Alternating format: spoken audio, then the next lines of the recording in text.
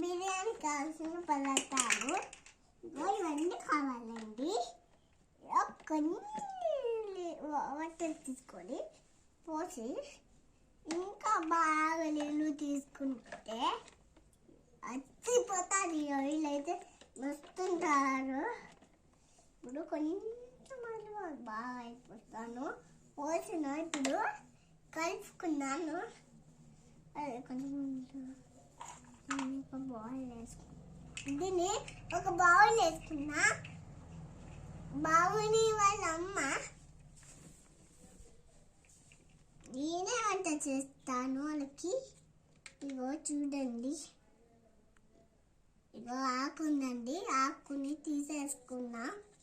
ఒక ఆకు చెల్లిపోయింది, దాన్ని పడేసుకుందాం. ఇంకా అన్ని రకాల ఐటమ్స్ అయితే తీసుకుందాం. ఏమేమి ఐటమ్స్? కొన్ని వాటర్, కొన్ని ఆకులు తీసుకున్న తర్వాత బిర్యానీకి ఆకులతో చేసుకుంటా. ఇది ఆడుకున్న పదార్థాలు ఇగో వట్ట ఆకులు వేసుకుంటాడు. కొంచెము ఉప్పు కారం వేసుకున్నాం. ఇది బాగా టేస్ట్ చూద్దాం ఒకసారి. ఉప్పు అయితే బాగా అయింది. కారపొడి మసాలా వేసుకున్నాం.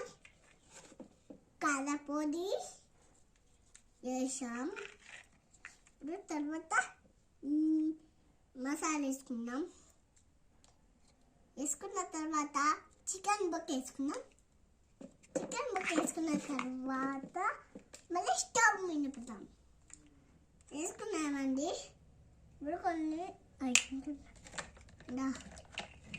అన్నీ తీసుకొని పోసుకుందాం. పోసుకున్న తర్వాత స్టవ్ మీద పెట్టుకొని 10 గంటలు మూత పెట్టాలి. అరగంటనా? బాగా సేపు మూత పెట్టుకుని కొంచెం ఆగి చూసుకోవాలి. కొంచెం చూడాలి.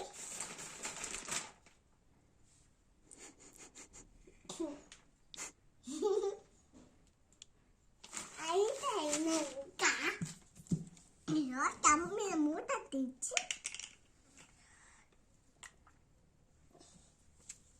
చికెన్ అయ్యో